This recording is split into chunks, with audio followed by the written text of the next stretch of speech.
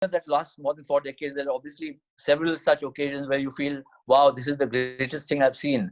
And, nothing can be better than this. But something else does come up, as it inevitably would happen. So, for instance, not just limiting myself to cricket, I've also seen the great race of the century between Carl Lewis and Ben Johnson. And even seen Usain Bolt in action in the 2012 Olympics. So, uh, but if you have to ask me, what's been the single biggest highlight of my career? I mean, all things considered, I would say it's the 1983 World Cup win. To see it live, see it happen in front of your own eyes, 1983, and not just because of the fact that India won, but because of the reason that the impact that win had on not just Indian cricket but world cricket. The ramifications of that victory were phenomenal. Yes, in 2007 when India won the T20 World Cup, and on the back of it came the IPL, which also is a major inflection point in Indian cricket. But I think that if you have to look back at the starting point is 1983 World Cup, which for me, which I saw, I didn't see the 70, 71 twin wins in the West Indies and England. But for me, the 1983 World Cup win remains, it just kind of remains above everything else. The 83 World Cup win itself and the celebration. Uh, how long did it sink in for you, especially watching it, that this is a seminal moment in Indian cricket?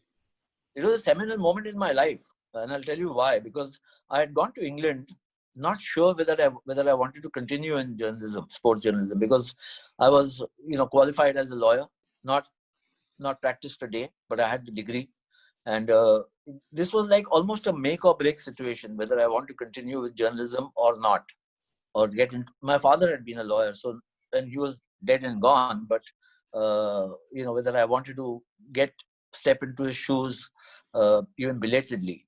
But this tournament kind of made up my mind that no, forget about law. Cricket is what I want to do, because you have a grandstand view of the game. I mean, you have to have the passion for it, and to find yourself. I mean, you're getting paid to watch a match or something. It found no parallel in my life then. Maybe I would have earned more money, maybe not as a lawyer, but I don't think I would have enjoyed myself as much. So it was a seminal moment for me, where the celebrations of the team and the Indian fans were concerned. I think a lot of the celebrations actually began when we reached the semis, and when we beat England at Old Trafford. They peaked, because beating England in England was then a big thing. And to even think that India would beat the West Indies in the final was like a pipe dream. So as everybody said, "ठीक है, England को हरा लिया, that is what better than." I remember there was a placard carried in the Old Trafford ground when India were playing England, and it just kind of became symptomatic of what the mood of the Indian fans was then. It says, "Kapil Dev eats Ian Botham for breakfast." So that was how they saw it, that we have to show these guys, we have to prove to themselves, teach them a lesson. And then of course came that win over the West Indies, most extraordinary win. But I feel that the celebrations after beating England on the same evening and the next few evenings till the final was played were far more, for the simple reason that after the final was over, maybe everybody partied that night, and then they were off to their, the tournament was over. So they were all headed wherever they were headed.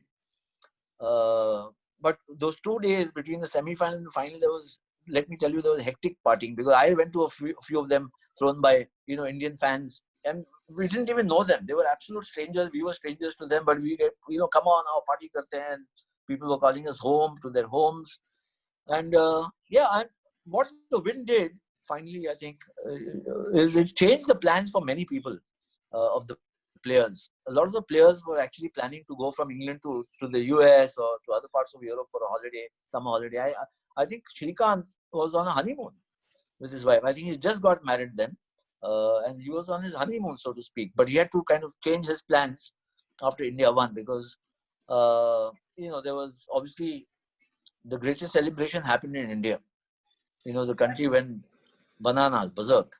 And there were people wanting to meet the team, and they came back, and from the Prime Minister downwards, everybody wanted to have a piece of the World Cup winning team. I think, so there were, I think apart from Sunil Gavaskar, who had a commitment in the US, so he went off there. most of the other members came back. I'm not 100% sure because as it happened, I went off to the US.